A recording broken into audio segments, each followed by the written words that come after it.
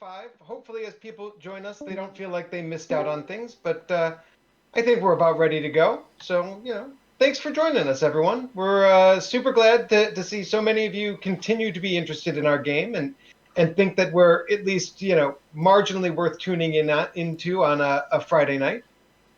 Cheers to you all for showing up. Have a drink of your choice. Now, I hope everyone paid attention to what the rules of the drinking game are. We didn't lay them out clearly, which is the exact opposite of what we normally try to do. But I think what we'd like to do tonight, hopefully, is answer a bunch of questions that we got, talk to you a little bit about things that are on the horizon, things that we have coming up, exciting announcements,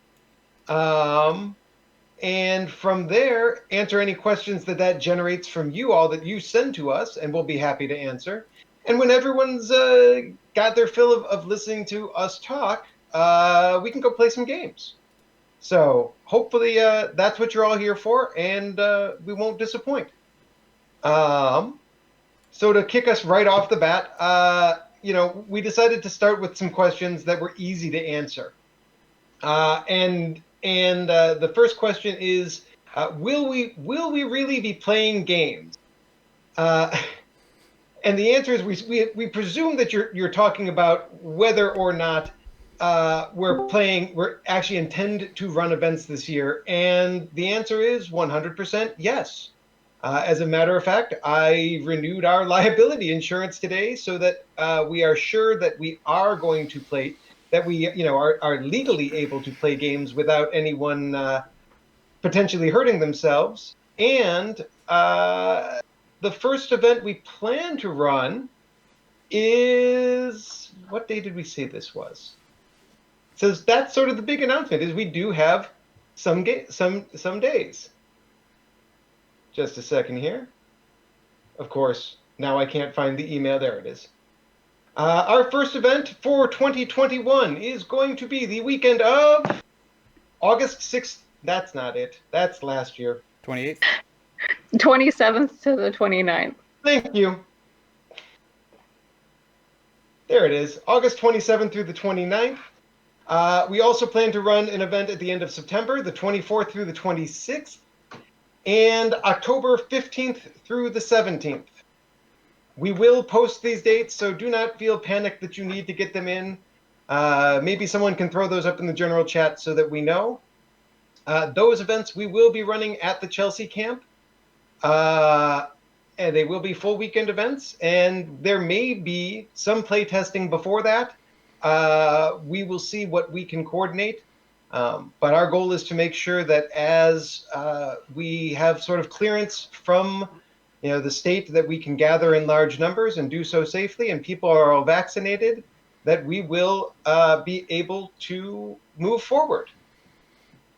Unlike our last town hall, we're going to try to not have me just talking to you all night long. So we spread things around. Chris, you want to answer a question?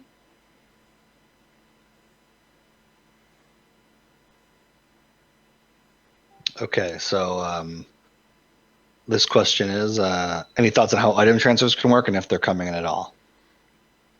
So this isn't something that's at the very top of our minds right now. We're still kind of working on solidifying the rules and making sure we're building a solid game. But I think what we're looking at, what we've discussed, and we'll get more details as we come, is that when you we're going to let transfers in certainly for all of Soma's magic items and things like gold and stuff, so your characters won't go to waste. Stuff that you've acquired for your character won't go to waste. What that will likely mean is all that stuff will get converted into like the base resources, and then players will have a amount of item that they can generate, and that'll be probably linked to their level or maybe how many total resources you're generating. We're going to work on that, but the idea is that we don't. What we learned from playtesting of the old game was that when everybody came in with totally converted in custom magic items, it made the loot gathering, stuff questing, and like the merchanting of the game pretty not fun. So we do want to, we spend a lot of time working on artisan class. So we do want to encourage that.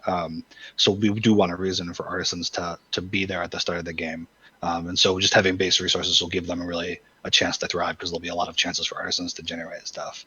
As we kind of figure out, next steps with character conversion and stuff, we can provide more details about like if you're turning in tags, stuff like that, and how that'll all work. But for now, yeah, we want to do conversions in short, and we want people to have enough stuff to play that feels appropriate to the level, but not enough that they have a custom set of stuff. Cool. Chad, how about you answer? We got a big question here. How about, you don't necessarily need to read every word of that, but if you could, fill in some the rough outlines of it and answer, that'd probably work out well. Yeah, certainly. This is a question about scaling, and how specifically, kind of, we can get into the weeds here about how things are scaled with the convergence system.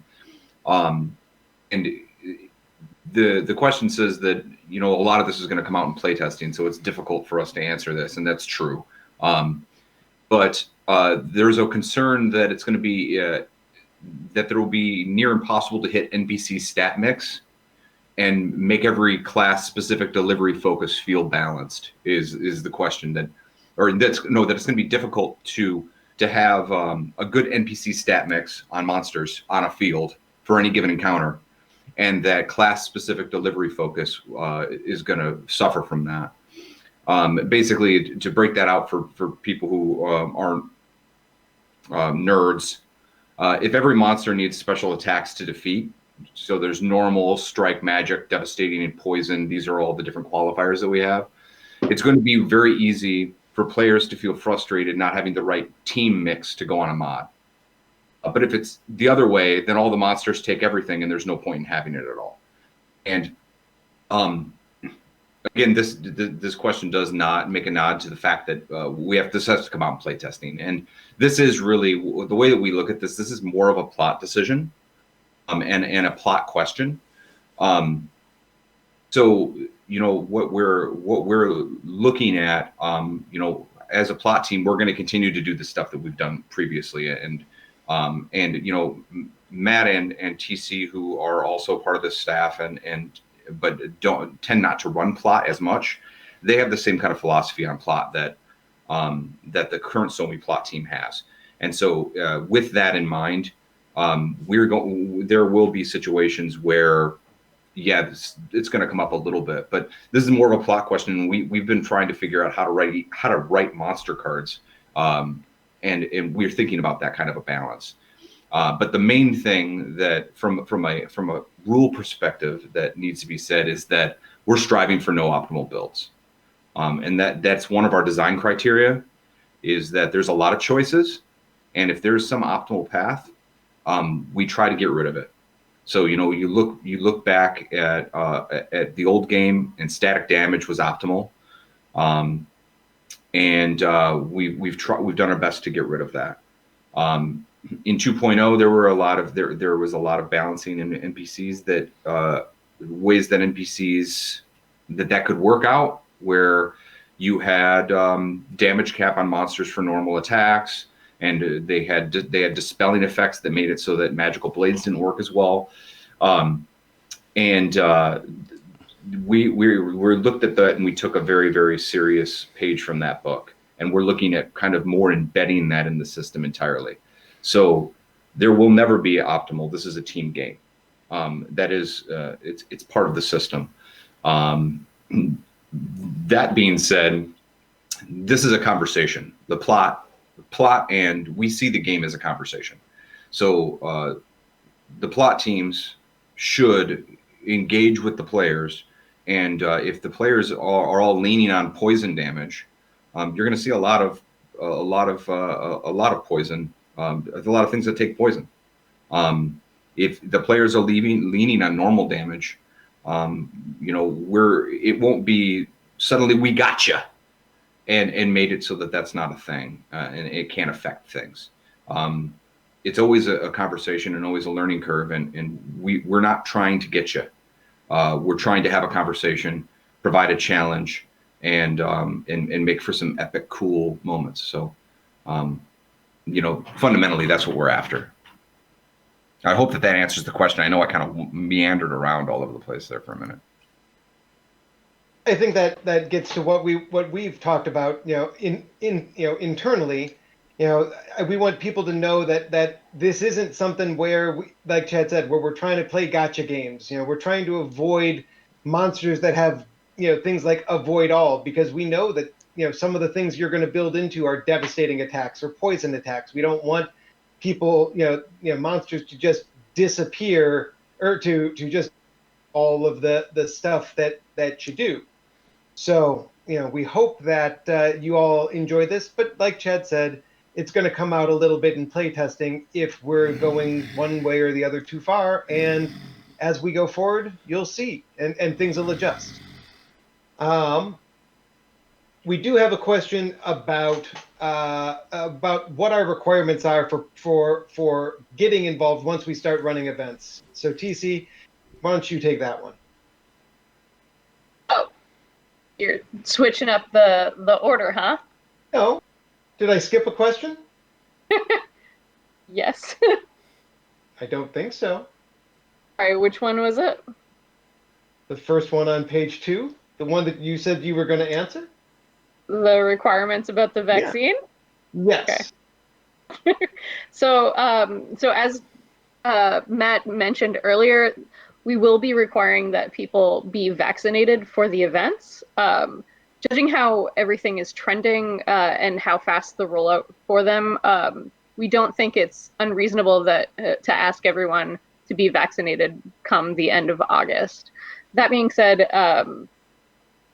if there are medical circumstances, you can contact Matt and the owners will review the case, but everyone's safety and health is our very first priority. So hopefully that answers that question. Travis, you haven't talked yet. Why don't you talk a little bit about the activated skill uses versus other things? Okay, so the exact question is, in a game that prioritizes activating skill uses versus higher static damage, many of which are takedowns and status effects, how do you stat NPCs to stop it from feeling like the avoid flurry until they run out and fall over? So we're going to point to the track record from the 2.0 beta change. When we started playtesting 2.0, our feedback to Alliance back then was well accepted. It was that defenses needed to take a nosedive. There could no longer be stacked upon stacked 5, 6, 7 phases to that end. Defenses needed to feel as special as slays and so forth. So we're going to maintain that. We may get ultra-specific defenses going, but avoid alls is something that we only want to reserve. We want them to feel special again. Not every fight needs to just be a superhero NPC. We're not looking for that. What we're looking for is to find balance with the players, and most importantly, to make the monsters make sense.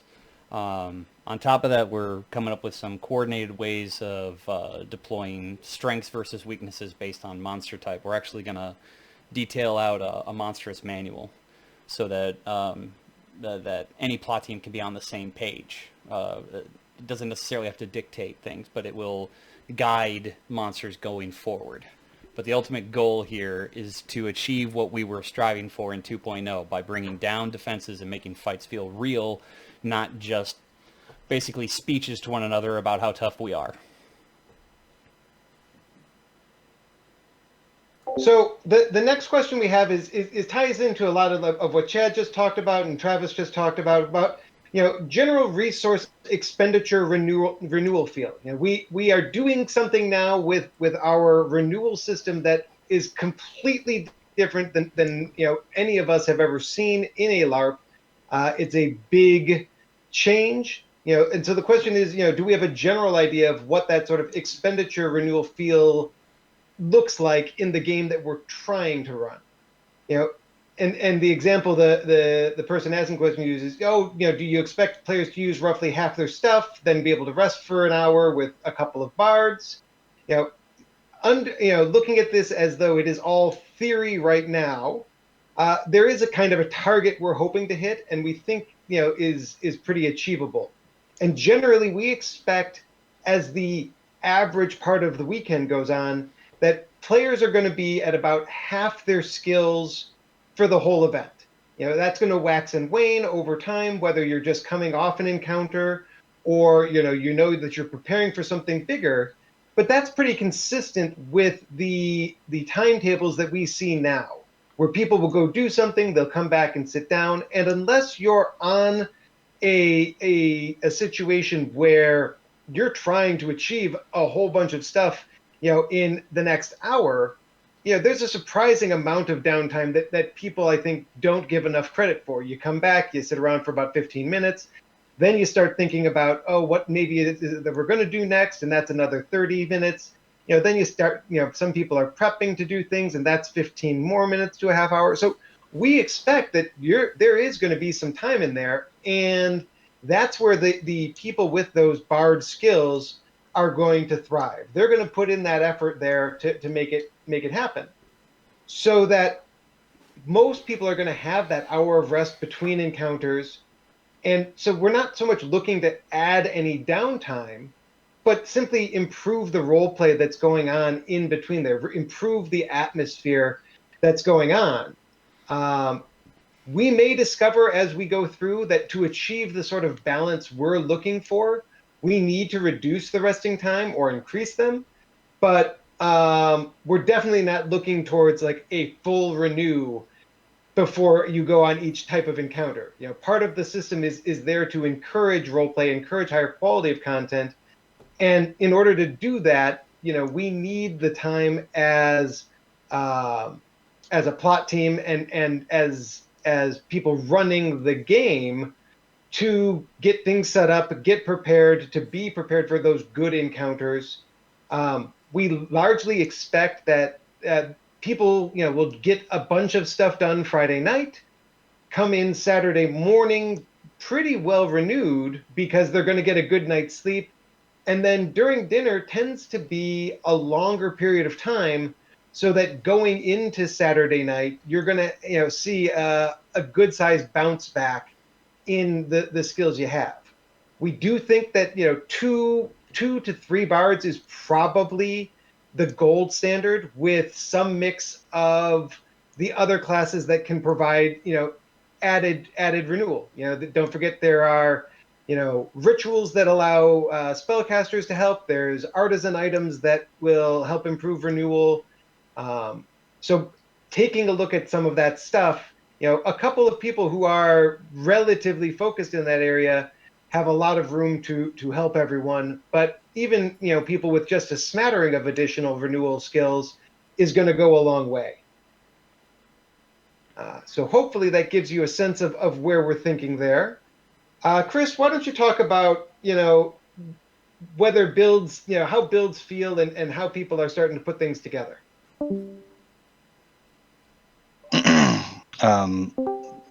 The question is, I feel like every build I make has issues. This has no passive damage. This takes forever to renew. This one doesn't have enough defenses. It's great that I can't cover everything, but I'm sure it's by design. But I'm wondering if going too far in one direction is going to be viewed as a bad build. What I mean by bad build is that if during a playtest I say, man, ABC skill setup feels really bad, is the response of everyone to be, well, you built too far in ABC direction. That's greedy. Make sure you cover with basics with X, Y, Z. Are there expected basics that you feel everyone should have? This is going to be a repeat of what Chad said, and that is that we're pretty strong into the idea that there should be no optimal builds. So every build is going to have healthy friction at points. But I want to talk on a couple of things. I think that there probably will be bad builds during playtest because we're still working on the system, and by virtue of that, we're going to have mistakes in the game or things that we didn't think about that may make some builds unfun.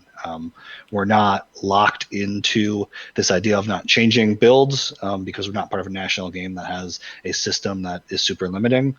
So if we're playtesting and something feels very unfun, we have the power to make that right. But eventually down the line, we do think choices are important.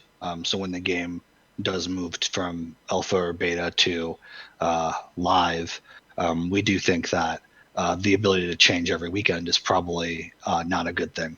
At a high level, we think that if you specialize too much, you're paying a price. And so a build that you think might be bad might be enjoyable to some other else. I think Bruiser's like a really good example because it's got a lot of built-in weaknesses. You're kind of a melee glass clan if you build only Bruiser. You could do a lot of damage. You've got some cool takeouts, but you have no defenses. And that's okay for some people. They may like playing a Berserker type that gets punked anytime somebody puts up resistance. But when there's not resistance, just crushes guys. But, people don't necessarily like to lose. I may not like those weaknesses. That's okay. So the game encourages you to kind of spread everything out a bit.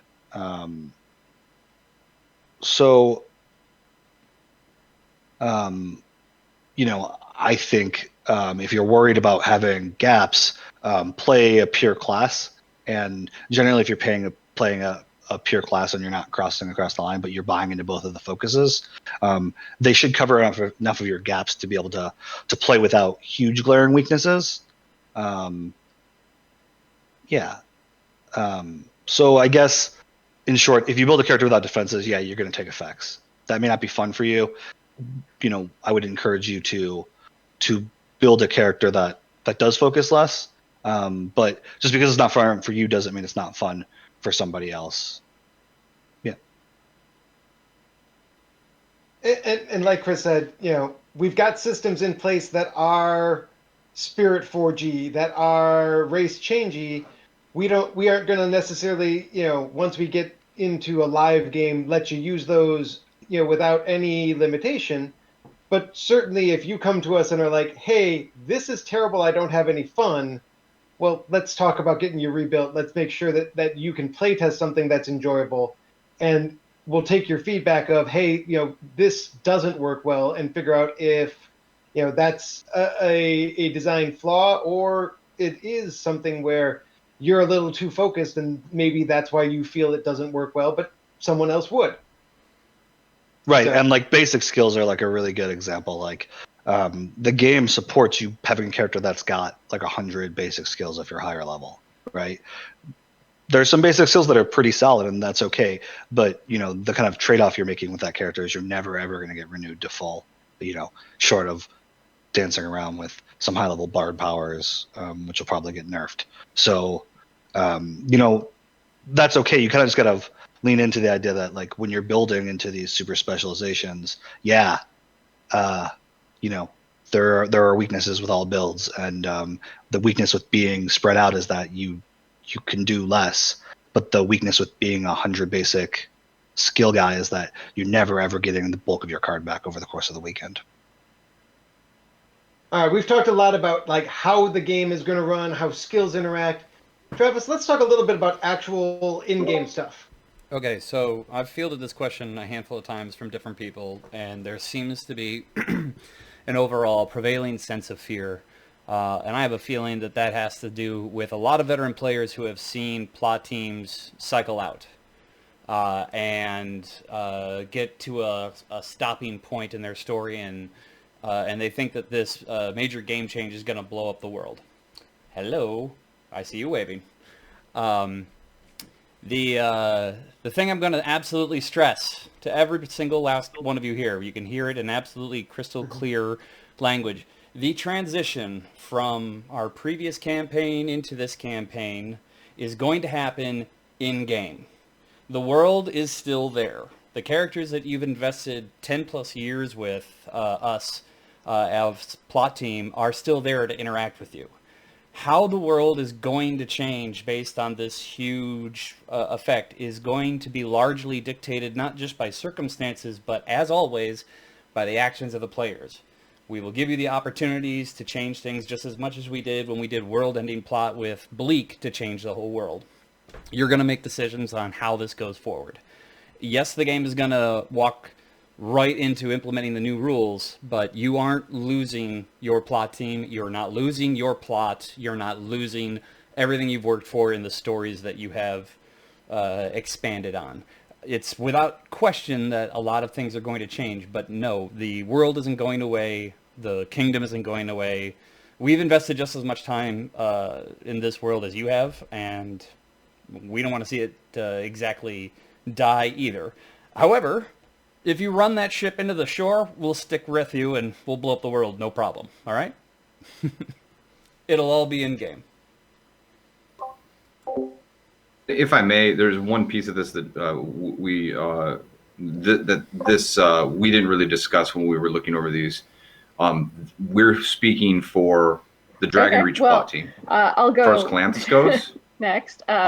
So we had a question about currency, sure and kind of, we mentioned on the last call sort of that we were going to they're free to do the barter same system, sort of thing, and or the they're free to question blow up was their own asking, Hang on. like, is that You guys Hey, T? are both talking. I'm sorry. I don't think you can hear each other.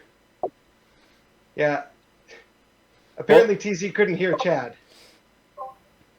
I'm sorry. I can't hear TC. Yeah, it was mutual. Chad was adding on to my answer. I'd say give him just a second. I look away for 1 second, and you fall, you crumble.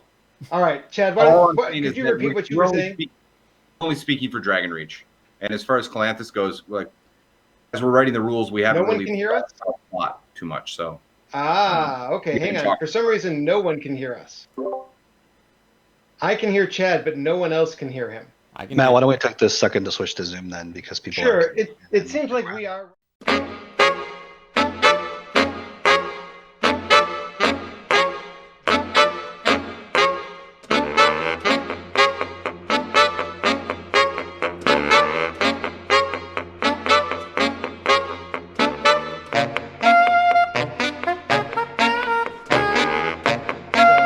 Got it. Okay. We're not quite sure what happened there, but we're Yeah. just going to fix that.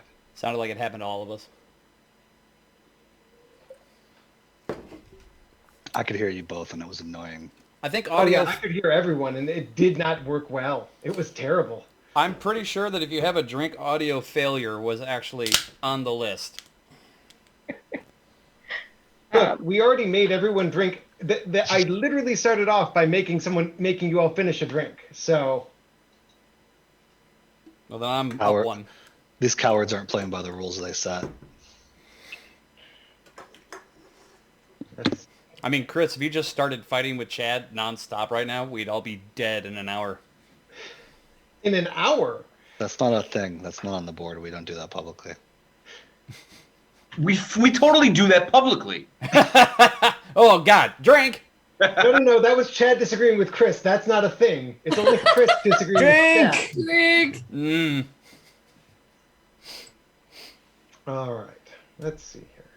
I love that this office light makes me look like 6 sheets to the wind. This whole side of my face is just pink. All right. He's my favorite guy. Well, slowly but surely, I love we're you for getting that. everyone added in. And Are we even and- talking? Yes. Oh my God. Okay. Okay. Making No, sure. now, I got... now I'm muting you all. 'Cause That's I can okay, do that bye. with Zoom. No. All right. Aha. I don't play by your rules, Ferrara. I'll mute and unmute myself.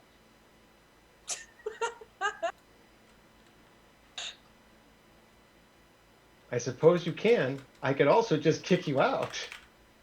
I'll be good now. I'm sorry. Matt, you're the host. You can definitely mute them. No, when I selected mute, it was only I didn't force mute everyone and keep them muted. So. Let's All give right. it another 2 minutes to switch over. I think there's Yep. still a couple people joining. We're missing some people. We were at 25. There's only 23. Plus, there are some people in the waiting room. Let's see. The There. plus side. Oh, sorry, TC. I just unmuted. I just muted you. I'm the worst.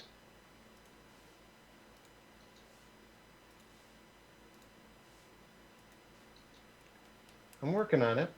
Trying to figure it out. I'm a dum-dum.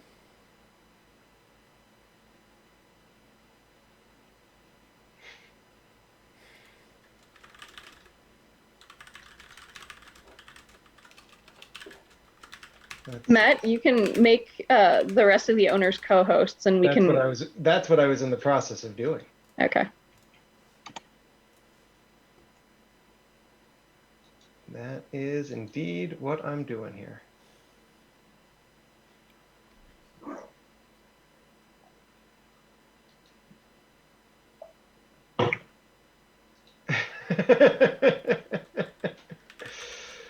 All right. Looks like we've got everyone back in here, thankfully. No bingo card, no rules. Well, okay. There we go. There's a couple more people admitted.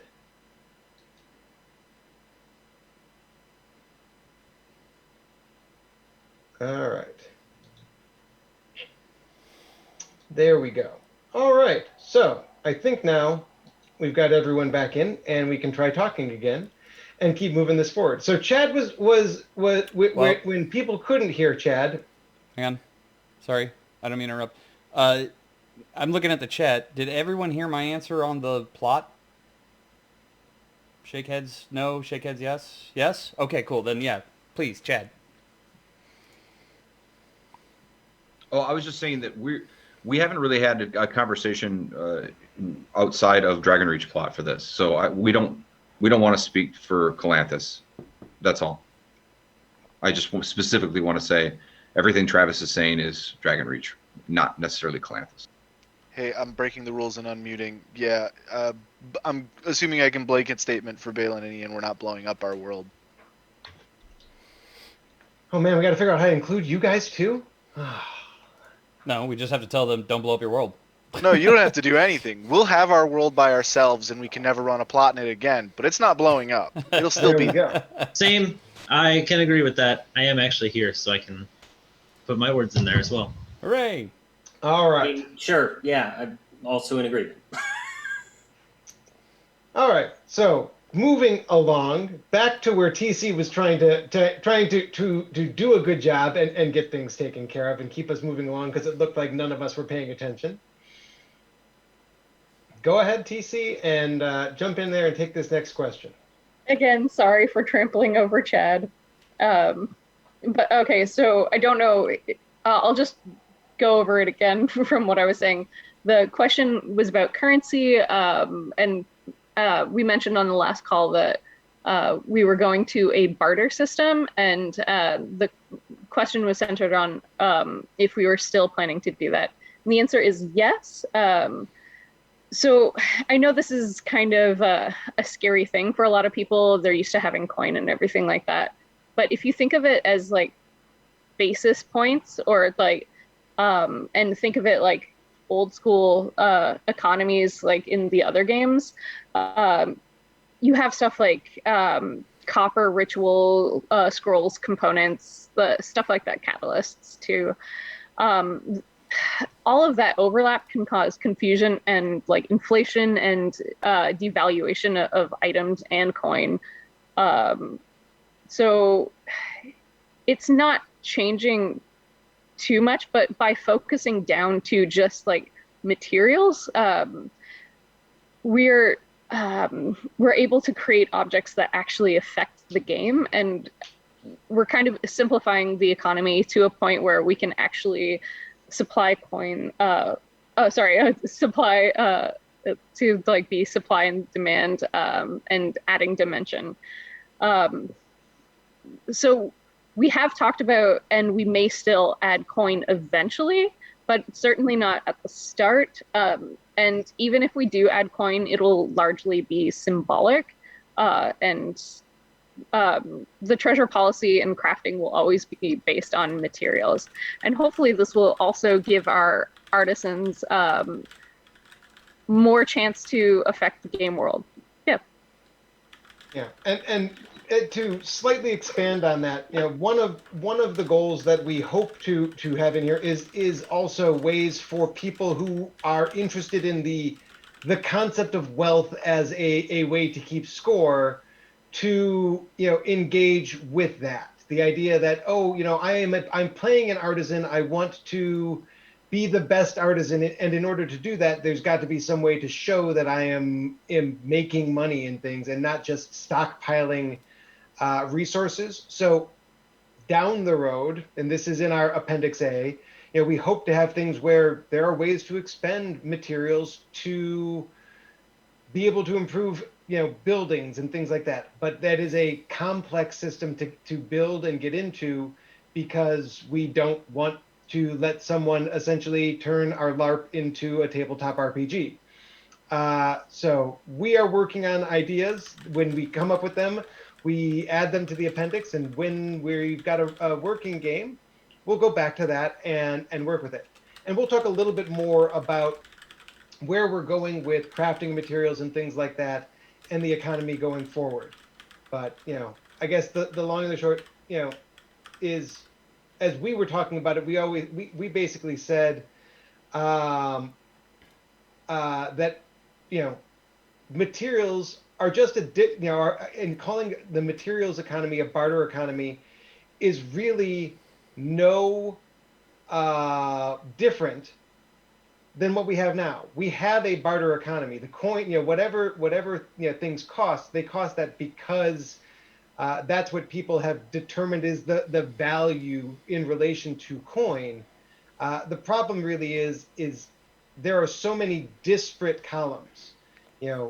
Craftable items in the old game were made from different things than coin. Coin had its own value. Reagents had their own value. Catalysts had their own value. Scrolls had their own value. And there was nothing that tied them all together.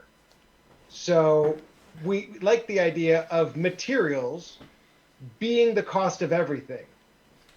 If you want to cast a ritual and that ritual requires a component, the component is made from materials. If you want to have enhancements to your weapons, those are made from materials. And so there is always that idea that what the root of things are. So if at some point we end up with coin in our economy, the coin is related to what people are willing to do for it, and there's not other out of game levers impacting that the value of things. We aren't saying we're going to artificially keep reagents out of our game because we don't want people casting rituals, or we're not going to put in these rituals because we don't enjoy fun and we want to travel to other chapters and get those rituals for ourselves, but we won't let the rest of our players have them. So that's sort of that. Chad, you want to talk a little bit about our thinking about classes? Absolutely. So the question is, do you think classes are too diverse?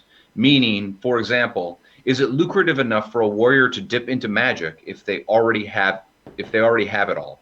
I mean, they don't, but I think shatters are in there somewhere. I don't want to open the book. That was the question. That was verbatim. No, we don't think that the classes are too diverse. Every class that we have, they all have specific goals within their design. So to be, for example, when we're talking about magic, with all the mages, you're looking at flexibility.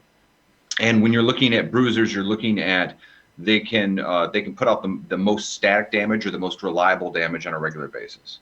There's going to be a little bit of overlap here and there, but you'll see that, for instance, the shatters that are, and this is going to get a little bit better. We're going to do a final balance on everything in the end, but the shatters that are performed by the bruiser class are not as good as the shatters that come out of magic, for instance. And so while you're seeing that is that they both exist, they're more limited in bruiser, and that's intentional. You'll also see that, for instance, there's no ability no spell provides any protection against normal. Specifically, the only thing that you can do is there's an avoid all in that's at high level in one spell school. That is also intentional. We made it so that normal damage is the bane of mages. And so what we're looking for is we're looking to give choices and lots of options with a limited effect set, but having so we'll have a little bit of overlap, but there's still clear choices to make. If you want to be somebody who throws a lot of shatters or can shatter everything, then you're definitely going to want to be a transmuter as opposed to a bruiser. Great. We did have a question about archers in specific, and what inspired us to have an archer class. Chris, why don't you take this one? Okay. So I've played personally a packet archer for a pretty long time, or a quasi packet archer for a very long time. And the fact that I didn't do more packet archery stems from how goddamn painful it is to do packet archery. So we've made a lot of improvements to ranged weapons in our game. We've gotten rid of needing to count arrows, needing to buy them. We've gotten rid of the different color packets. We've increased a lot of quality of life things. But I think that the ranged game can be pretty cool. And one of the kind of things we did get from Tog was how much people pick up thrown weapons. And I think watching somebody take a thrown weapon and throw it in a LARP is fucking awesome. It's super cool, and it's not something we've seen a lot of. So we're trying to encourage like archery, rogues throwing daggers. It's all kind of like classic fantasy archetype that we don't see a ton of in the games we've played. Yeah, I just said archetype, so that's a drink. Archetype. Right. Crap. So we're just about done with the roguery, right? And as part of that, archer is going to get a bit of a change. We view kind of bruiser and the class that archer will become as both quasi range classes, because a lot of bruiser works really well with ranged, and a lot of the archer skills that have like the focuses on using specific type of weapons and stuff. We're going to expand on that a bit more in this next update. Encourage that same kind of play. So yeah, I guess the short is like Legolas is a cool dude, and I like him, and so we want people to be able to feel like Legolas. I mean, this game is all about feeling cool and mimicking the fantasy archetypes you like, or creating your own or whatever. And so as part of the flexibility, making it viable to actually play an archer and not painful that you have to run back to your cabin, or don't have cool skills that are unique to you're doing your thing, are kind of an antithesis to the design paradigm, and that's another drink. We're going to shift that paradigm. I mean, great. Which is more drinks. TC, you want to talk about the future, what we hope for? Sure.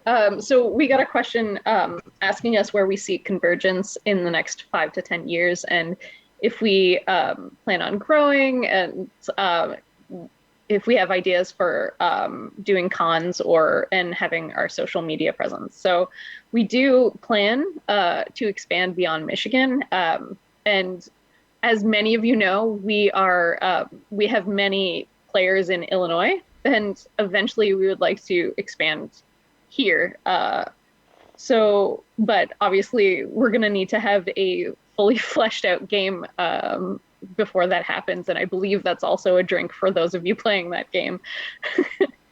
I know that the owners and now me, I guess, wanted to have do cons for the last 5 years, but given what everything goes into running the game, and how much goes into running LARP, like the plot, it's obviously a lot. So we have a lot of ideas on how to make them work, and we're like excited to do that. But again, fully fleshed out game first, and we'll get to that, and we'd like to do that at some point. And obviously, having a social media presence and stepping that up as we progress with the creation of the game. Great. Let's see here. What's next? Travis, You want to talk a little bit about roleplay and things that we've done in the past? Yeah. So the question is, will plot points and plot pulls still be available in Convergence? Yes. I can expand on that, but yes, we have to Maybe a little. We have to address how plot points are going to interact with our game. We don't think that we were very clear with a lot of players who obtain them of what would be the best fit for it. So we need to create a more robust system, not a very loose answer to something. But the bottom line, the absolute bottom line, is that we absolutely intend to reward great role play and extra effort beyond the upholding of our community. If we have another workday ever, those are things that we want to, respond to properly and positively. If someone does role play way above and beyond, the kind that makes you just kind of go, okay, wow, those are exactly the kind of things that we want to reward. So we don't know exactly what that system is going to look like, but the answer is still very much yes. It's going to be there. So for anyone who was never aware of the plot point system or the plot pull system, plot pulls were non-standard, generally role play, but sometimes other tangible rewards that people were able to earn by going above and beyond in the assisting the chapter, showing up for work days at the camp, which got us discounts on what it cost to run events, making sizable contributions of time and energy to things. And plot points are a system that has roots in various other role-playing games where the goal is to be able to reward the idea of really good role play, where someone is having an emotional moment where they really get into the character that they've created and are driving towards it, and then reward them in a way that lets them turn around and really do that again, where in the midst of something going on, they have the ability to expend this idea of a plot point to again really influence the world through their role play. So it's not something where it's, hey, this is what I want to do, but hey, I'd like to use this plot point to enhance what I'm about to show you with my role play. And in time, we hope to codify that a little bit more, because unfortunately the nature of it is a little bit hand wavy. Yes, to Jeff's point, kind of like hero points in D&D, but more directly role play related. So hero points is a good way that some people may be familiar with that idea, where you can expend it, but it doesn't. Thus far, it does not have a defined result. So that's something to sort of keep in mind with that. But yes, we hope to keep those in play. And to Becky's question about like gobs, most of the plot pools were things that you would never be able to buy with goblin stamps. The ability to have powers that you would not be able to get in any other way for a limited time. The ability to summon extraplanar creatures at your command, things like that. That were limited, to people who'd really, helped us out a lot. So I think that answers that question. And so I'll move on to the next one, which is firstly, I have to say I love a lot about the new system. Well, we like that. It seems approachable, but also flexible enough to be really fun. The question is, do you see the current experience costs allowing characters at different build levels to have skill sets that you would imagine those build levels having? So we look at EXP cost and starting EXP as knobs that we are still tuning. In the end, yes, we know that Convergence is going to have a different feel from any other game that you've played before, but we're hoping that that is a good feeling. That's our intent.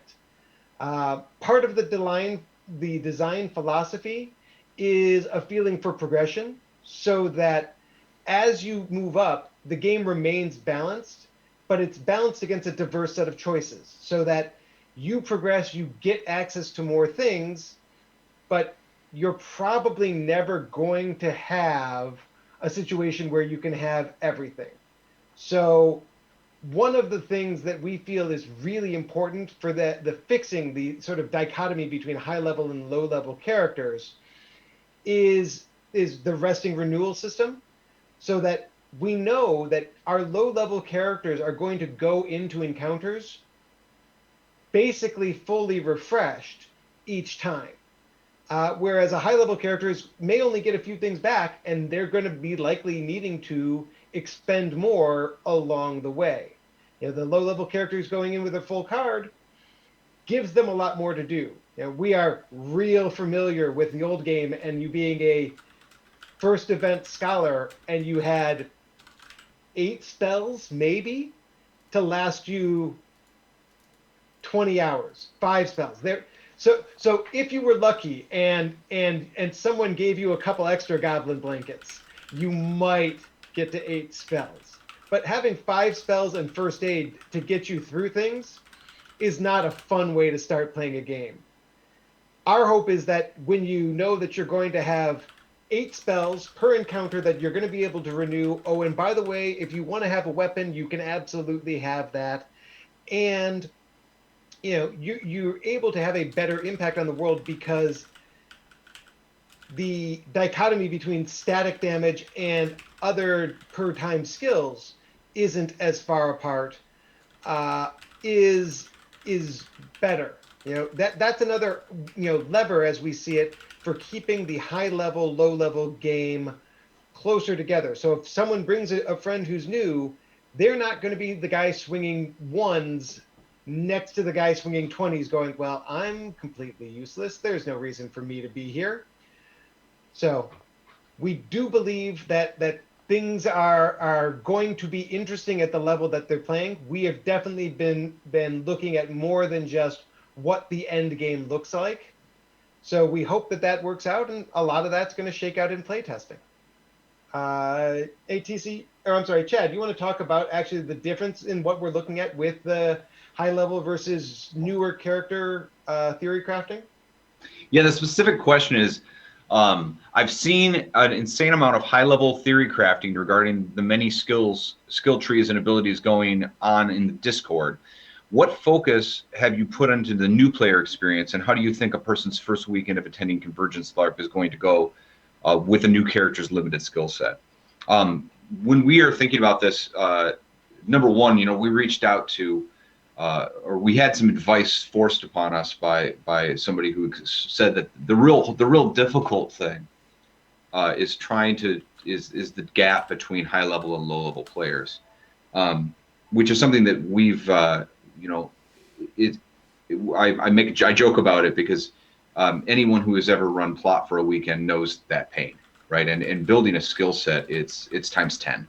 And so while we've been looking at the high level game and the end game, because we feel that other previous games that we've played flatten out at a certain point and have limited returns. We also really look at we've been looking at the new character experience, and we want to make sure specifically that new characters can hold their own with more experienced players. One of the big things that we've done is more limited passive damage. This creates, since it lowers all the numbers. So when you lower body, you lower passive damage in general. We cap passive damage and make it difficult to get up to the top tier. It creates a natural balancing point where the new characters aren't swinging 2s while the high level players are swinging 20s. And then the other thing that we're looking at is we focused on skill longevity. So a second level caster character in the old game might have 6 spells for each day, and in Convergence that character is going to have that many spells per encounter, because of the way that we're having the rolling renew system work. So one big thing is we think that the rolling renew system, as Matt was saying, is going to really change the way that new players play the game, and it's going to we think that it scales well as higher level players have to make choices about what they're going to renew encounter to encounter with the time that they have. And so, all told, we think that that is going to be a real boon to new players, and it is something that we think about on a regular basis, is how we're going to play with the new players, because we'd also like to really grow the game. We want to see a lot of new characters come in. We want to see young players, people who are new to LARP. We want people who played parlor LARPs. We want to introduce them to an action game where their parlor LARP style still affects an action game. We're expecting to really bring in a lot of new players, so we've been thinking about it a lot, and it's going to be something that we really pay attention to in playtest as well. Sure. Hey TC, why don't you take this last question? Travis wanted to add more. Oh, go ahead, Travis. I also did. It just inspired something as he was talking. Something I hadn't thought about until we had just looked at that. You've seen an innate amount of high-level theory crafting regarding the many skill trees. The high-level dialogue that has been happening has been dramatically informing the low-level game. And that was made... the reason I wanted to say something is that it just reminded me of a conversation that I think it was Joe, Waller, and a handful of other people and I were having when the signature spells were first coming up, and how mass renewing them on levels in our first iteration of them was going to be almost like the standard. And then we started looking at the initial setup, the low-level players. How would you approach a magic system? And it became evident at one point that, oh, well, my progression is going to be, I'm going into signature spells, and I'm going to keep expanding them until I get up to a certain build number that's going to get me a certain number of build slots. And then I'm going to Spirit Forge into something that's the thing I actually want to be. And that was completely against the whole idea that we were going for. It's like, no. Whatever it is that you want to goal out for, whatever is your ultimate goal that you want to work towards, you should be able to work towards that from the very start. And I'm calling out signature spells, but there are other examples of that. So don't think of just the high level 300 build, capped, etc. builds as being only a discussion about endgame. That feedback has dramatically informed and already, even without playtests, has shown flaws in our math and has changed the game. And I mean, you can go look at some of the new iterations for it, and there's a great deal of changes that are also going to be coming purely based on the fact that we saw that progression was going to get hamstrung by effectiveness. And so it's been absolutely forefront. I want to tack on that some of the magic of the static damage cap isn't just that low-level players will swing 2s or 1s in our game, and high-level players will swing 10s. But it afforded us the ability to add spells and abilities that raise your damage for an encounter, +1, +2, +3. Those aren't big deals because they aren't really contributing to damage bloat in the sense that it might have in another game where you've got guys pushing 20s, 25s, or people pushing 20s, 25s, 30s, whatever, and then every chance they get to take more damage, they take it. Now, if you've got a sword that adds +1 or +2, I don't think any of the swords add +2, but as an example, we could add +2. It's not necessarily super useful to a high-level player because a high-level two-hander player may not get advantage out of that because they're already kind of pushing the damage cap. They might not get advantage out of those plus damage buffs because they're already pushing the damage cap. So it encourages somebody who would only be swinging 1s or 2s because they're low level to get those buffs and get them pumped up, because players have these abilities and getting more people a higher damage makes sense. And with the cap, high-level players aren't the optimal choice to always receive these buffs, and so it makes sense to get the little guy or person those buffs so that you can bump them higher to the damage cap, and it kind of naturally encourages sharing your resources with lower level players. Oh, hey TC, let's get this last question out of the way. Then Travis has an announcement he wants to make, and then we've got a few more questions that people have asked. Okay. I have the pleasure of answering this last submission, and I will read it verbatim. I'm excited to play all of the stringed instruments I've accumulated during the pandemic. And my answer is not really a question, but dude, we're excited for you. Yeah, we're looking forward to it. Let's see. Circling back. Oh, Travis, I just said you have an announcement. So why don't you make an announcement and we can go forward from there. Okay, I would share my screen, but I'm just gonna post You're it. still muted. Stupid Now space you're bar. not. Okay, I would share my screen, but we're not doing that right now. So I am going to direct your attention, if you want to quickly zip away back to the iron gates of Discord for just a moment. I am going to post in announcements, but I am extremely happy because this has been a thing for a couple of years and people thought we might not be doing it again. The limited edition hoodie run is 100% back online. Convergence will be launching its very first limited edition hoodie run. The design is officially uploaded. The link is there. Again, this is a design that will not be remade. You have exactly 16 days from today to place any order that you like.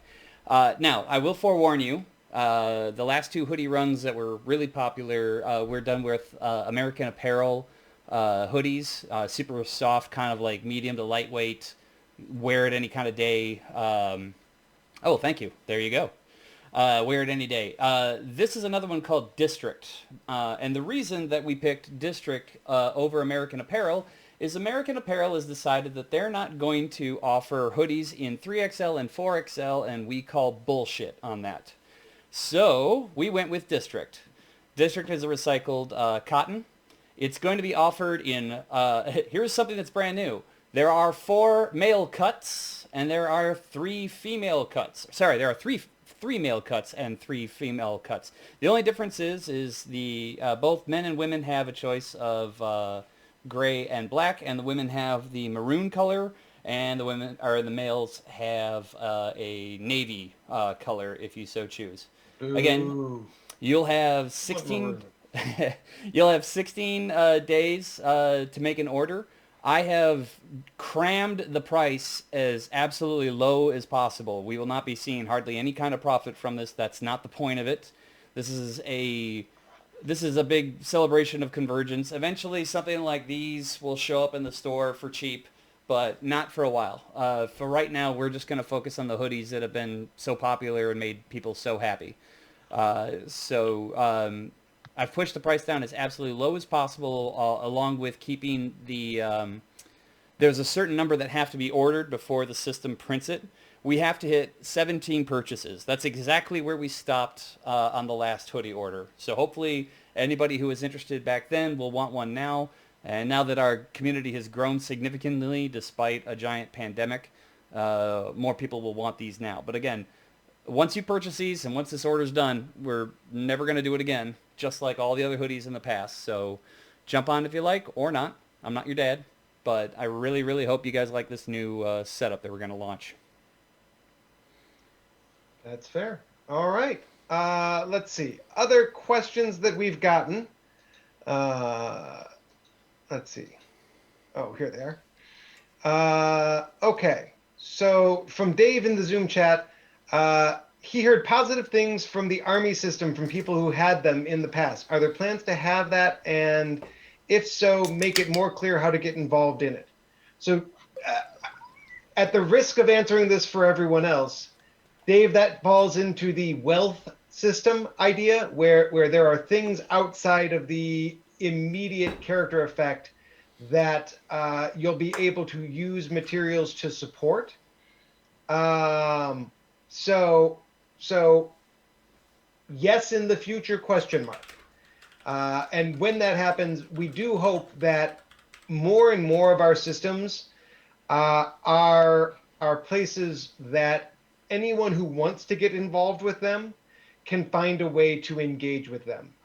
There are a lot of things in the old game that were pretty well gate kept. for one reason or another, and we're hoping that we can minimize that. At the same time, again, we're watching out for the idea of turning our LARP into a tabletop game. So keep that in mind. Don't look for it immediately, but it's something that we're thinking about. Let's see. Kira, with renewal and the comparison between low-level and high-level characters, are you worried about mod scaling? Chris, are you worried about mod scaling? No, I feel like we've touched on this like a bunch of times over the course of chatting about this, but the system is built on a lot of our experience in dealing with high level and low level players. We push the envelope quite a bit compared to other games with regards to running mods hand by hand, where low level and high level players have something to do in the same time, and things like the damage cap all play into that, and things like the skill renewal system all play into that, where again, low level players get to use every encounter all their skills, and high level players won't. So that'll, and if you average that over time, what you should have is similar expenditure of skills in every mod, with high level players having a bit more of a, oh shit, things have gotten bad, let me bust through my entire card. And while low level players don't have that option, it's much more rare that they need that option, because while there are plenty of mods where they're together, there's also plenty of mods that are more catered where low level players are on their own and being the hero. And so those mods are generally easier. There's generally not complex monster types that have tricks or defenses or whatever. And so, no, in short, I'm not super worried about this. I actually think it'll be easier to run this game than it will be to run the game in TOG or the old game, because we've removed a lot of the problems that are really, really painful that you may not see as a plot person, like unlimited weapon proficiencies and magic items that add power that let you exploit weaknesses without any build expenditures, things like that, that high level players all had access to and the level players didn't. So that, being a what is our evocationist didn't ever make sense, because some fighter could come up and swing all of your spell damage and elementally flavored and steal your glory, and that's just not doable in this game. So I don't think it's a big deal. And to answer the last part, what discourages skill hoarding? Well, I think skill expenditure is going to be part of dealing with monsters, because static damage isn't going to be the answer to everything. And so by virtue of wanting to engage the game, skill hoarding shouldn't really be a thing. And with a bunch of renewal floating around, both from div mages and from bards, I don't really think skill hoarding will be an issue. And I think we've already the community's already kind of fought against some of that. If you go all the way back to a long time ago, people used to not get life spells all the time because they weren't important. And we as a community have fought back against kind of that, because it's generally not fun to resurrect because somebody didn't want to waste a resource on you. But the system is also going to kind of encourage that with renewals. Evan has asked, following up on the statement of six spells per encounter being way better than 6 spells per day, but how do we feel about the idea of 6 spells being enough to feel useful in an encounter? And Chad or Travis, you guys have really worked hard on the various parts of the magic system. So could one of you or both of you speak to your thoughts on that? Do you want to go first? Where are these questions? They are in the LARP General channel in Discord. Okay, because that's what I'm looking for, but I can't. So with Matt, this is Kira's question. Evan's question. What? You'll see it. It says from Evan dash. So 6 spells per encounter is way better. If you want to find it, I'll start the ball. You can start. I got to find it. Okay. Frankly, I wasn't listening, Matt. I was reading, trying to find where we were. So I apologize. The short answer is kind of yes, but we don't know, right? Every school, of the 6 schools right now, every school has its own sort of style. And while mages, they're easily one of the most powerful things about them is their flexibility. When you get to renew back in town, you get to change up your spell lineup. So please don't forget that when you're talking about 6 spells, again, don't think of the old game. You're not locked into a memorization list and you're getting those specific spells renewed. If you know for a fact that this event is a hardcore, who knows, fire effect, fire elemental effect or something like that, you are going to be able to kind of customize yourself as you go forward. That's the main, easily the main strength of a mage, is the ability to adjust as you go, enormous levels of flexibility. Specialists get to do more, generalists get to adjust as they go, countered by the melee abilities, the range abilities that all have technically unlimited damage. The mages get to sort of turn themselves into the weapon of the hour if they want to. With that being the case, though, no, we don't really know yet. We think we know, but what we absolutely know for certain is that anybody leading up to 10th level knows that if they were a spellcaster, especially if you were a hybrid spellcaster, you got what? Maybe 10 spells before 6, and then you got 10 more spells for the rest of the event, 20 spells. Our system is practically guaranteeing that you're going to be able to get through double that amount before you even get to the second day, depending on how you decide to rest and relax. So beyond the fact that you actually get to turn yourself into a machine that can handle a situation specifically, if you decide to be a generalist, or if you decide to be a specialist, you're going to be going in as with way more skills than just the 6. You've got the flexibility, we hope. But again, this is one of those things where we're pretty sure we're right about this, but testing is going to prove us right or wrong. And on that point, lastly, but there is absolutely nothing that isn't on the chopping block. There have been plenty of meetings where things that one owner has felt very passionate about or whatnot could not be put in. We could not get a resolution on it.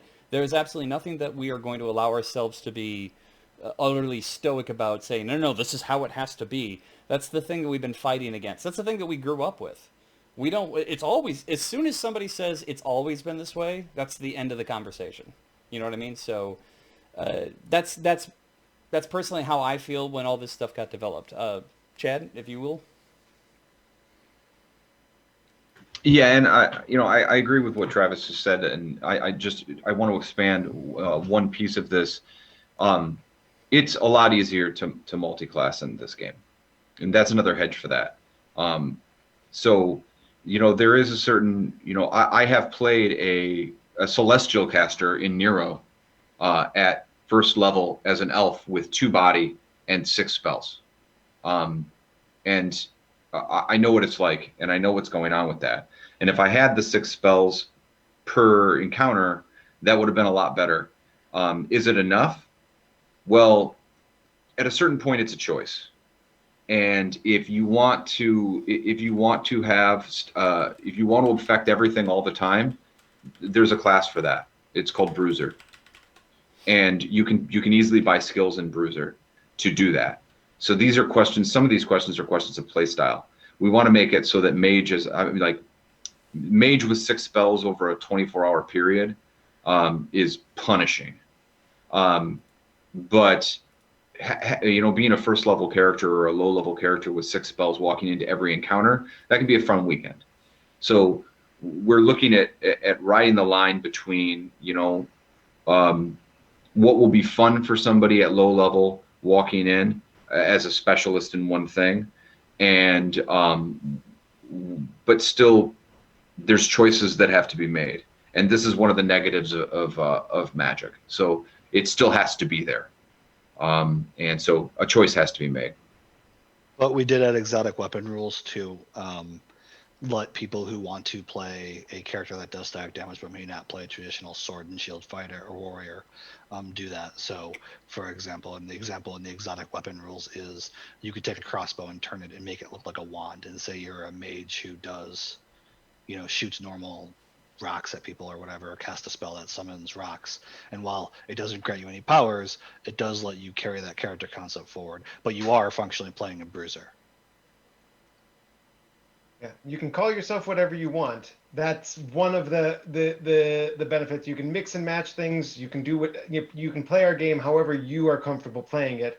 If you're not comfortable playing it as someone who has 6 per encounter skills, then there are other ways to play. We're hoping that we are creating a game that is fun for the type of person who wants to play that game. And if we find that 6 is not the right number, we've talked about it. We can turn that knob. We can adjust, how much EXP people start with. We can adjust how much things cost. We're right now trying to level things off to make sure that we've got all of those things balanced out in a way that works. And let me tell you, there's way more math involved in this game than we want to put in front of you. There's certainly more math than I am comfortable as a lawyer doing. Let's see. Moving on to the next question, which is a lawyer-related question. Have we figured out if pages or younger players will exist in Convergence? Yes, we have figured out that we at some point will draw a line where we allow minor players. For the time being, for liability reasons, we are not engaging with any sort of low-level or low-age minor page system, because quite frankly, we are too experimental of a system. Our insurance doesn't feel like it meshes well. The fact that we aren't part of an established group. So for the time being, the answer is you have to be a legal adult to play our game. As we move forward, that will adjust. We would like to be able to engage with people. Every single one of the owners, I think, was under the age of 18 the first time they played an event. I think Chris was like 8 or something. Chris was 13, I was 14, I think. Okay. So 13, 14. I think Chad, Travis, and I were all 15. So we certainly understand that there is a sweet spot where perhaps in high school someone is in the right place for it, but we have not figured out, one, from a legal perspective, what we can legally do, but two, from a liability perspective, we just can't have that. As time goes on, if we find out that there's a way that we can safely allow someone who is 13, 10, 12, whatever old, great. But until we can do that in a way that we are comfortable that we're running a game that is safe for them to be there, it is not something that we're comfortable doing. Annette, So. I saw that your child was yelling at you during that conversation. Did you hear that response? Wave your arms if you heard that response. We're trying. We can't hear you. You're muted. Yeah, we know Jack's disappointed, but until Jack pays my liability insurance, I'm. Yeah, I really don't want him to get COVID and die. That's my general concern about that. There's that too. I also really don't. I really like being able to run a game where if someone does hurt themselves, it's not going to cost me my house. So while I am all for bringing more people in and catching them while they're young, because Lord knows if I can teach someone how to play a game that costs as much as any LARP does, they're not likely to do the hard drugs. Not likely, GJ, not likely. So no, you cannot sign a release that says we can hurt your son. I don't want to do that. But like I said, as we move forward, to the extent that we can safely bring other people in and allow that to be a thing, absolutely. We want to open our game up to as many people as possible. But I don't know the difference between yeeting and hurting. I am clearly not cool enough. I'm going to move on to the next question because Annette's questions are making me feel old and out of touch. It's not me that's changed, it's the world that's wrong. Yeet is to throw. Yeet. How do you throw without hurting? Doesn't moving matter. along, now that I've got to scroll way back up to find the last question. This is one actually I really was looking forward to. From Wendy, is there any worry that envoy buffs, the damage, the health, the armor buffs, could start to devalue as players grow? As more magical weapons, etc. are released, if an envoy goes buffing 4+ damage, that's a pretty significant investment. Can I take this question? Oh, Actually. Well, I've got part of it, but you go ahead and take the other part. I'll go last. I was super excited about that, but I bet Chris is going to say what I'm going to say. Go ahead, Chris. Well, for starters, envoys can only do +3. We fixed that from down to +5 because that was a bit much, and we increased the cost. So that's a pretty significant investment. But a running theme with kind of the game is that there are a bunch of buffs, and they can all be removed. And if you look at the game, we've taken a lot of like what we think is not fun, which is players sitting on the ground not playing the game, and we've minimized that. We've shrunk that. All of our debuffs and our takeouts are all much smaller timers, whereas in other games there were 5 or 10 minutes, or maybe even a minute. And like really, the like Cadillac of are Cadillacs still nice cars? Yeah. Of of takeouts, I think the biggest one is like a minute, and there's some encounter stuff, but they're like minor debuffs. So we've worked to minimize that. And as part of that, we think remove is going to be a remove positive is going to be a fairly large attack and something players should be scared of. But when you get hit by it, it's not the end of the world. It doesn't stop you from playing the game. It doesn't make you sit on the ground. It doesn't make you not get to be involved. It does mean all the buffs you've got are lost, and that sucks, and it's worth probably defending against. And so you should think about that when you think about buying into weapons training or buying into backstabs or buying into things that can't be dispelled versus relying on an envoy and weapons like special weapons go into this because they can't be removed. But envoy buffs can be removed. And so that's the counterbalance is that an envoy can do a bunch of cool powers, but somebody could walk up and strip them all right from you. And they can do them for free, so no big deal, no loss. But they're gone and they take a while to renew. And so we feel like this is going to add an interesting paradigm where you're not just defending against death, but you're kind of also defending against your power a bit. And you kind of got to make the choice of, is this worth defending against and blowing my avoid so that if somebody hits me with one of those takeouts or tries to kill me outright, I won't have any, or is it not? And you see that now some classes we've hardened against this specifically. Defenders got a lot of lasting powers, and all the lasting powers are specifically called out as being able to be dispelled. And so one of Defender's expert skills is defend against shatter or remove. And that's kind of like a you can't take my fun away defense. There'll be, I think, as we change, maybe does Transmutation have a buff against this, or maybe it will. There's one magic class that we were talking about adding a buff against remove if we didn't get there. But this is going to be an important, this paradigm of getting your buffs removed and trying to defend against this as a takeout is going to be important for the game moving forward. And I think that'll kind of balance some of these crazy cool powers that add a bunch of damage versus having items that are consistent and reliable but may cost you something like money or time activating them or what have you.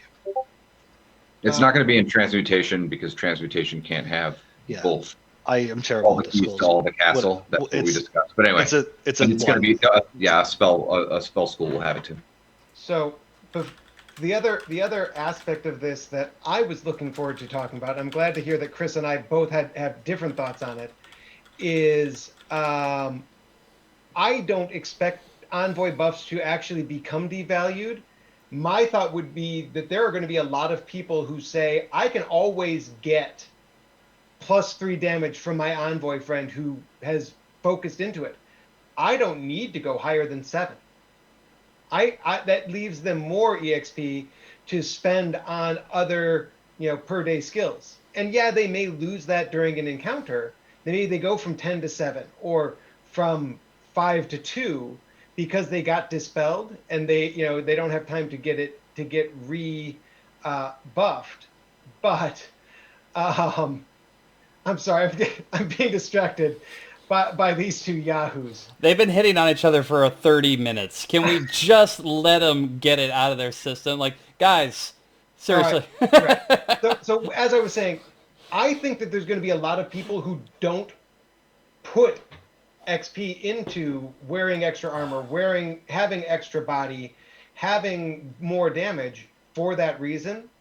And at the same time, I think that hopefully we are all going to ultimately be in a place that there are newer people around. So when you are buffing someone +3 before they head out, there's still lots of people who are in the place where they're always going to want that. And I think, frankly, there's always going to be people who aren't focused on combat for whom that +3 is going to be useful. You know, someone like a Mathis character who probably doesn't have the XP to spread himself so thin that he can do extra damage and have spells and have envoy abilities, and also, you know, do a few other things that me as a player wants to be able to do, is constantly going to be looking for the Dusty White of the world to make sure that I have some extra body and extra armor and extra damage, because I can't keep myself from wandering to the front of the line when I should be standing in back.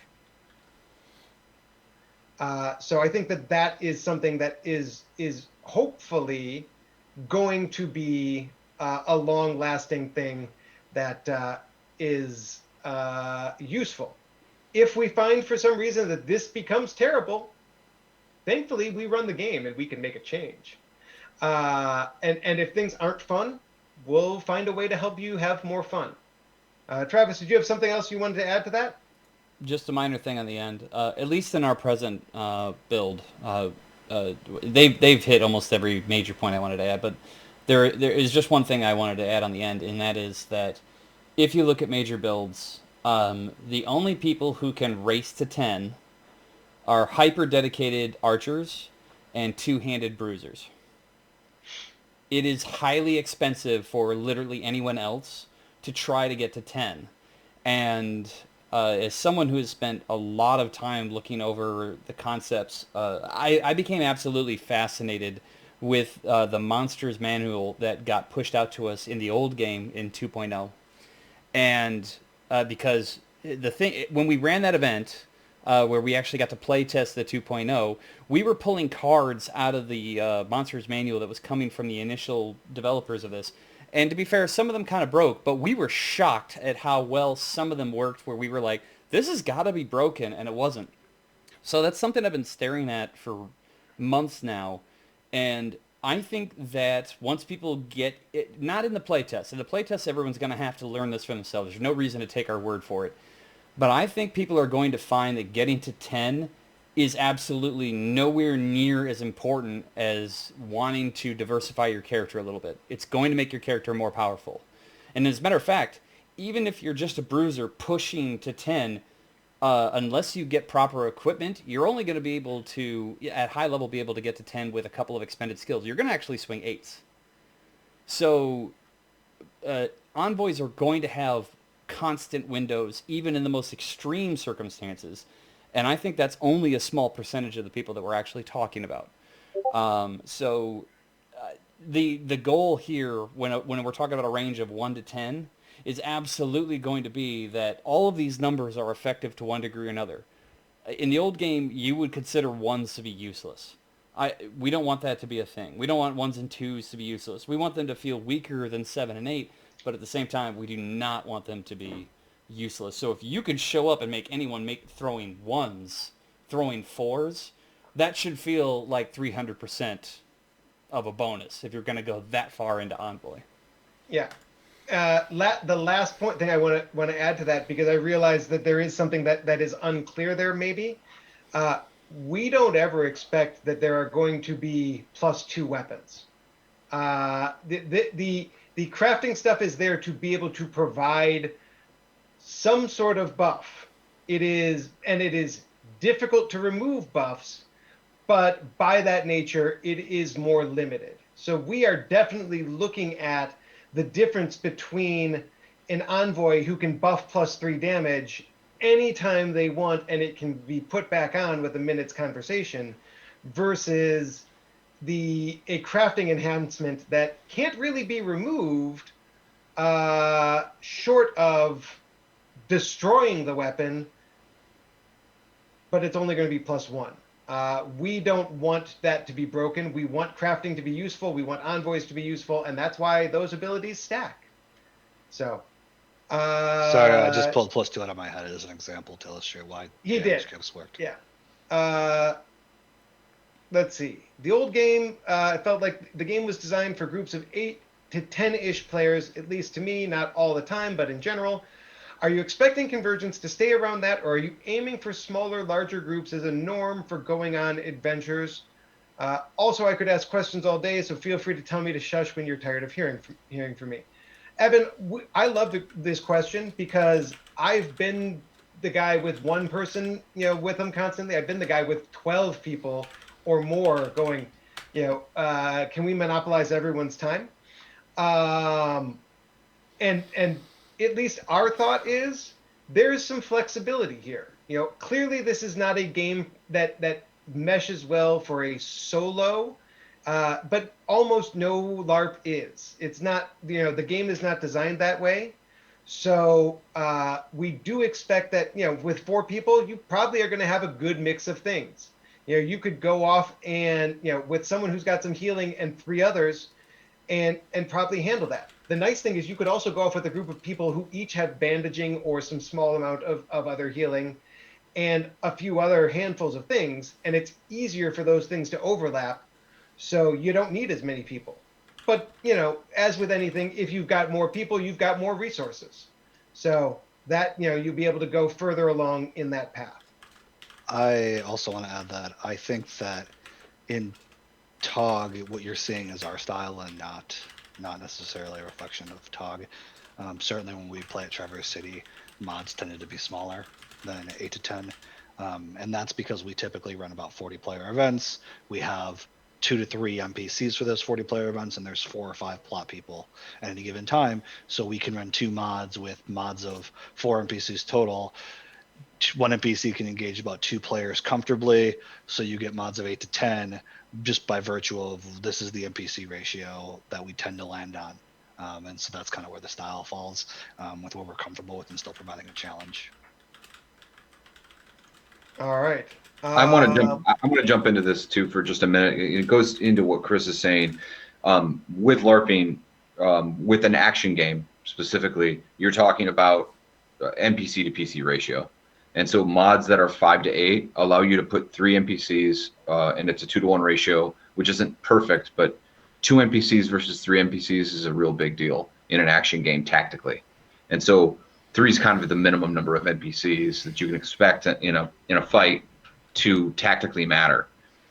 That being said, we're bringing in a whole non-action component to this game where it's supposed to be effective and it is going to engage the world, and there's mechanics developed for it, and we're pushing a lot more for the coolest tavern ever, where PCs, we have rules that are built around how is this rule going to make the tavern the coolest ever. And so what we're expecting is the action component of the game, we'd love it to be 5 to 8. But we're also expecting to have the resources because PCs are doing other things. They're engaged in different, intricate things with themselves that will have the resources to run, at a better rate, NPC to PC wise, because of those extra pieces. That being said, none of us are parlor LARPers, so this is all prototype stuff for us. So it's a concept. I'd like to add on to that if that's okay. No, it's not. Okay. Yeah, go ahead. I'm just messing with Travis. So I'd like to make this very clear for everybody. This isn't exactly accurate, but it is in the spirit of the design. Everybody that is designing this game has over 20 years experience. And I got to tell you, a lot of the things that we're trying to brainstorm are 20 plus years of wouldn't it be cool if, and then idea. So 20 plus years of, God, I wish that was a thing. How could that even be a thing? So after 2 decades of doing this, there are certain things that we don't understand. There are certain things that we don't know, but there are a lot of things that we have witnessed. So I used to play in Seattle for a few years, and there was a woman there who was wheelchair bound. And Plot reached out to her to basically set up this incredibly special paradigm, almost like a transform for her for doing rituals and whatnot, so that more players would interact with her. And within a couple months of her getting it, nobody cared. They just started interacting with her anyway. They found that the role play of even setting up the rituals was better than actually having the powers in the game. So there's a lot that's being tried here that we've never seen. It's literally just a lot of, I mean, it sounds egotistical to say it, but it's a lot of experts sitting around going, this is something that would be really cool if we could put it in a game. How do we get it into a game? So some of the answers here are going to be, we don't know until we play test, but we've put a ridiculous amount of thought into this, and that's why we want some feedback. You've already called us on a handful of things that we've realized even before testing it's not going to be a thing, but there's a lot of stuff that we've never seen that we want to try because we grew up in games that were extremely limiting, both socially, both part of an actual community. There's a lot of high school-y sort of clicky things, and then the game mechanics itself would just keep its boot on you the whole time. The overall prevailing feel of, well, that isn't fun. You know, fighting back against the reflexes of, well, that's the way it's been. Well, it's not fun. Nobody wants to be in a prison for 10 minutes on a battlefield. That's not fun. I don't care how well it works into the game. So that's part of our goal. And the thing is that we're never going to have real answers until this stupid pandemic gets out of our way and we get some real answers on how these mechanics work. So the community, this is going to sound like pandering, but I mean it as data. We could not pull this off if the community wasn't actually talking back to us.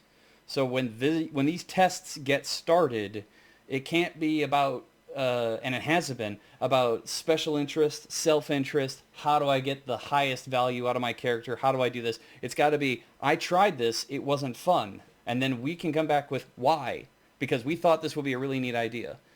Help us break it down, help us change it. And yeah, we might have some bump and grind along the way, but I can't begin to tell you how this feels very much just like, you know, I don't know, that amazing conversation you had with your friends just out of high school where you're like, wouldn't it be really cool if we ran this one campaign? Neat, let's do a tabletop campaign. Well, now we're trying to do it for real.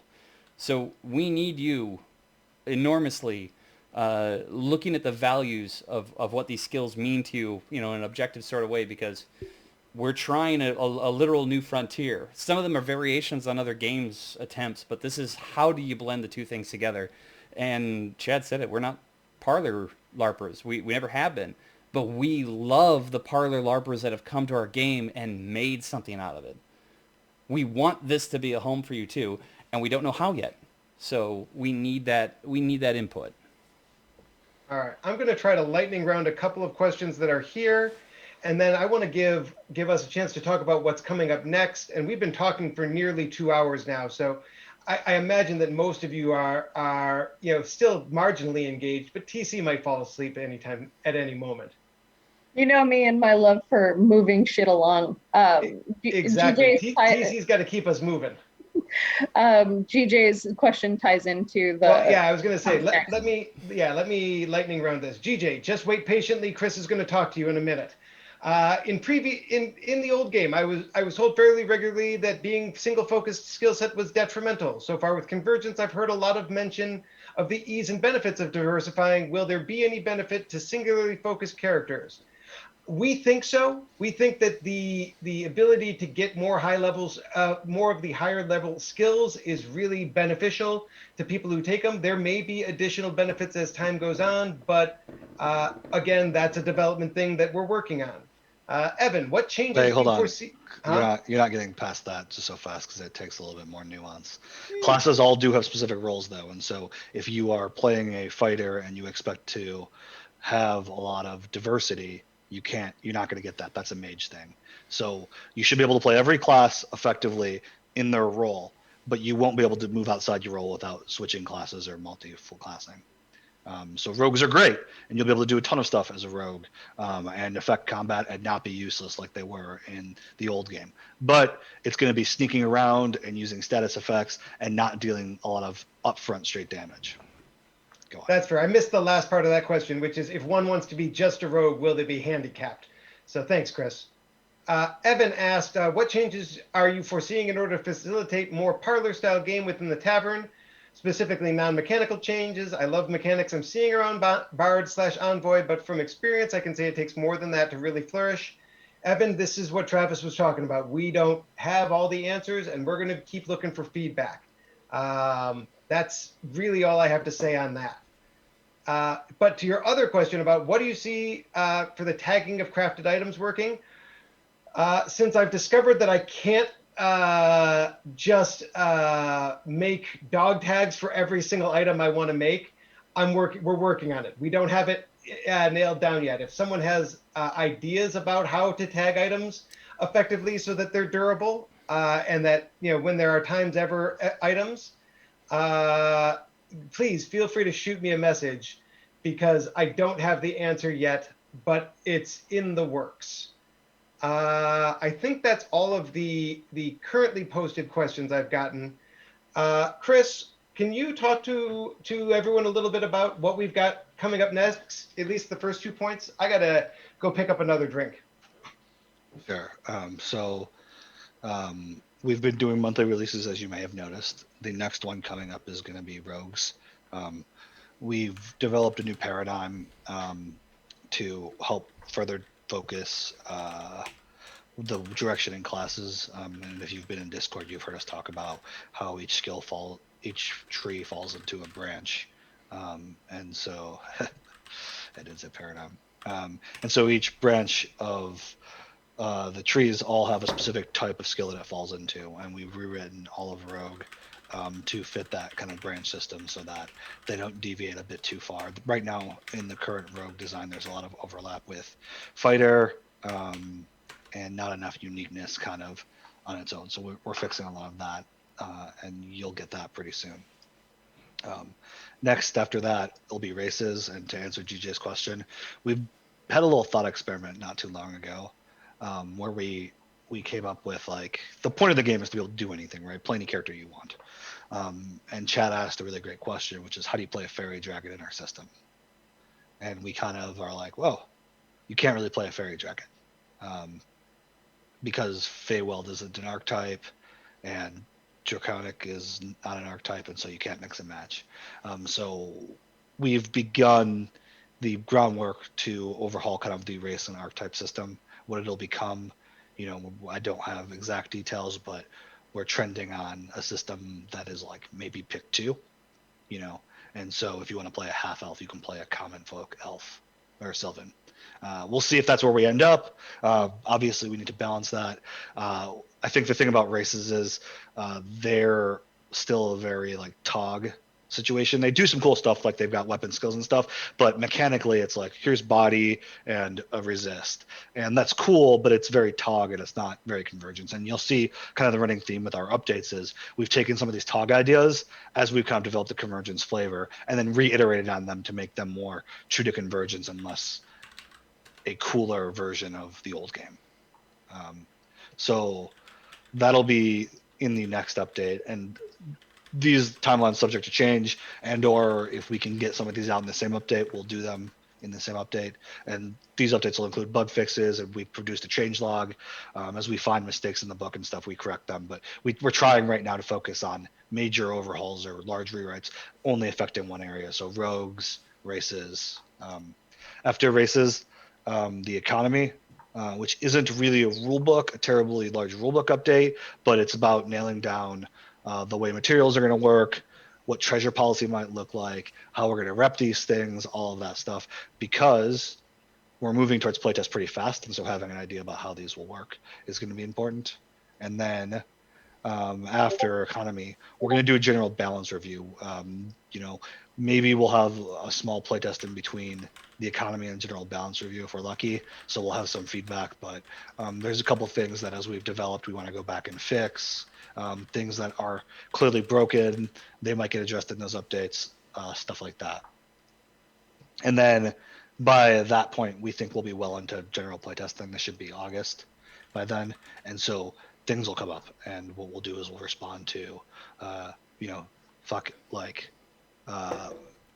dedicated performance is super broken and we can full renew loop all day on that, for example. That won't make it to playtesting, but something like that will show up, and we'll get that fixed. And maybe some skills are underpowered. We'll get those fixed in practice. Maybe we think, like, we have a skill calculator now, and it assigns values to all the skills, and so we're laying out skills, all the tiers have cost, and we try to fit all the stuff into the cost. It's all internal, you don't need to worry about it. but it may be that like one of the sessions we had is like, is repel undervalued or overvalued?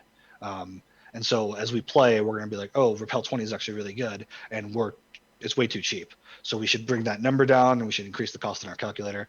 Playtest will give us feedback like that, and so we'll address kind of some more of the nuances of that when we get to try some of these ideas out, because we've got some ideas that a lot of us aren't super familiar with, like how is by intent going to work, and will it work well? How is voice radius going to work, and is it working well? How is explosion going to work, and is it working well? And are they as powerful as we think or not as powerful, and so on? And that will probably get us to 1.0.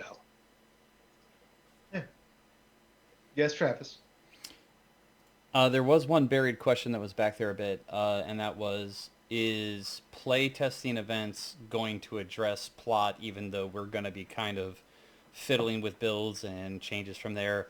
We don't have a direct answer for you. Here's the thing. We're going to be running events, and I can only speak for kind of the plot team. I'm fairly certain they'll shake their heads no if they don't agree with me, but we want to address the world at the events. We will have little playtesting events, but we want to address the world. We don't want you just hanging in space. So if we feel the need to make a event that's going to be separated, we're going to flat out tell you this is a playtest weekend event. We're just trying something out, and we will address it. I think it was Balin that said it. It was a while back, but I had it in my notes. If we're telling you that this is a world event, that if you're back in the plot, you'll know. It's not going to come as some surprise. We're going to give you plenty of heads up.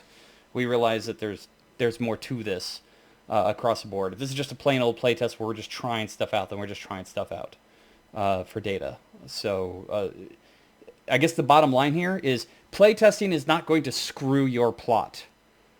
Everyone's going to agree with me on that one.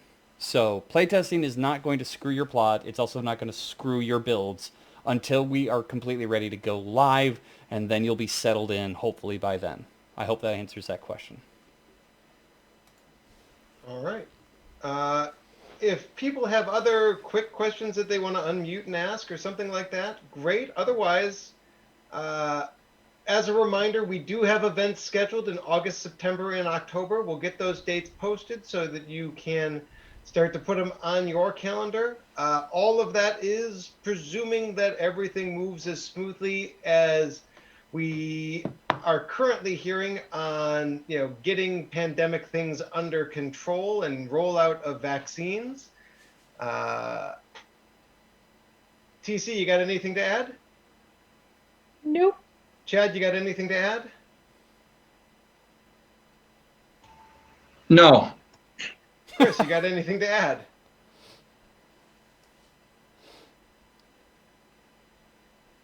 All right. Travis has already said enough. All right. So going forward from here, I'm going to fire up some Jackbox games, and anyone who wants to stick around and play is welcome to. These are not a family game. You people are filthy-minded, and you will say things that are terrible. So if you have small children nearby, you have been forewarned.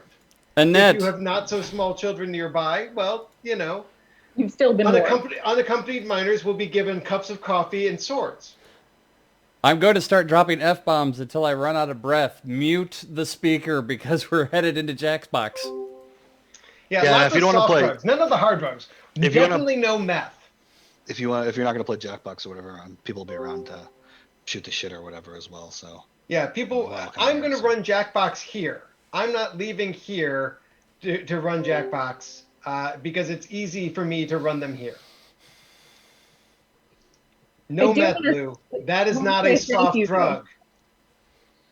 Thank you for everyone just showing up. I know that probably some of you are not going to end up. Yeah, thank you all for coming out. But thank you for joining us. And I know that we talked a lot, and largely people sat there quietly, peanut gallerying in the comments and watching GJ shotgun a beer. How you know he's not a werewolf?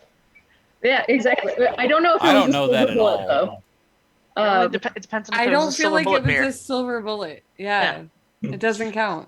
But it wasn't a silver bullet. It was a solid gold. Oh, Because he has But werewolves aren't werewolf. allergic to gold. Yeah, exactly. It doesn't mean you're not a lycanthrope. See? Or just Ooh, not she's just on not the drinking a Aaron. silver bullet is having self-respect. Cheers, everyone. Cheers. Cheers. It's empty. All right. Let's do Does some anyone have a paradigm preference of shifts. what we play first? I heard a question somewhere. The mic is right there. Have you met me? I am loud. Jesus Christ. This is why your volume is turned down in the podcast, damn it. So, Fuck off. so I All think right. it's funny that you guys are worried about F-bombs around my kid. You got I didn't say we were worried about your kid. We're just worried in general. The warning was for me, people. Jesus fucking That's Christ. fair. We're- Yeah,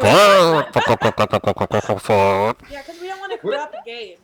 Look, I'm an adult who respects that not everyone teaches their children how to Bring speak. me the laptop. I Appropriately. feel I was very appropriate with my warning to the new players that have decided to join our Discord within the last like 7 days that we do actually like everyone, and yes, cursing will happen.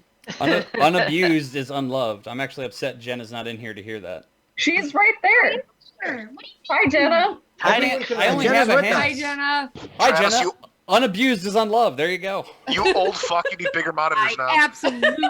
Yeah, I have he's going blind. I have the biggest monitor possible, you meeting derailing gremlins. Why don't you and GJ You go need get a room one and more. screw before you're going to start derailing any of my good Giant vibes? 40-inch monitors for each blind I'm gonna ass come eye. by and I'm gonna shave both of you. That's you're gonna have to explain your Don't hairless, kink shame. naked ape See how asshole. uneven his He's so goatee jealous. is. Ugh. He will not have anything to worry about. His shaving What are prowess. you talking about? I Yes, hate yes, you yes. so Even much. Hang on, goatee. hang on. What? I see. There's a Jay question. has a Someone's trying to get my question. attention. Hi, I'm new. Hi. Hi. Hi. I'm from the Boyne area, Oh, nice. Welcome. Michigan and thing? I'm completely new to LARP. Like this Okay. is new to me, and I really want to join No, I'm because this group seems very the lively lot, and You can say unbalanced. Continue. That's the nicest way anyone's ever Malcontent, put I it. think was the word.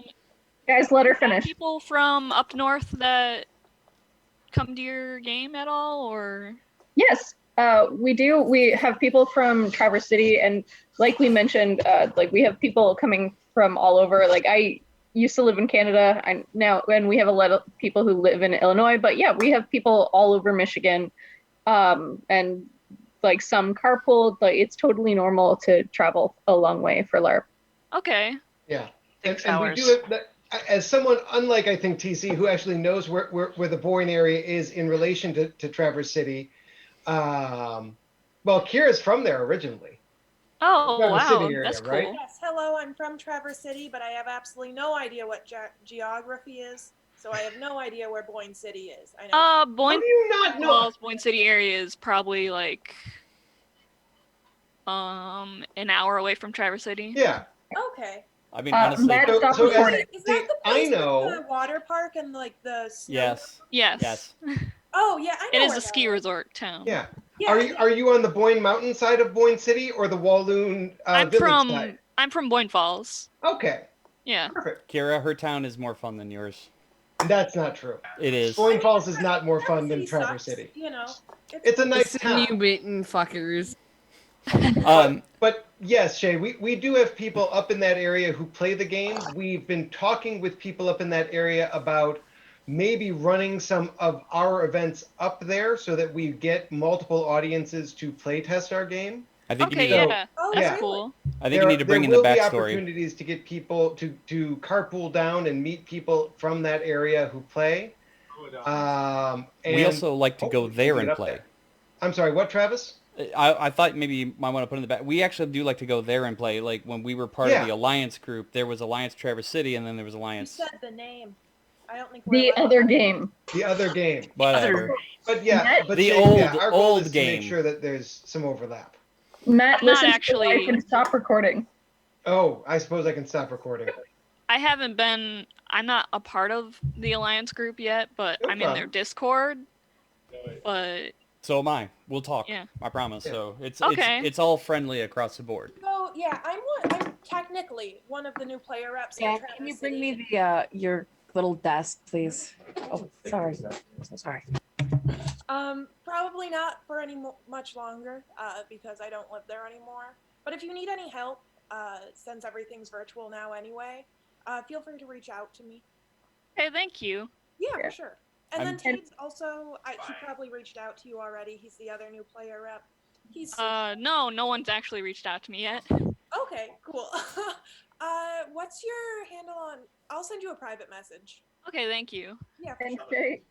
technically, I guess I am the new player rep for Convergence. Yes, I you was are. So yeah. So for this game, you can talk to me or any of the other owners as well. Okay, that sounds good. I will volunteer as new player.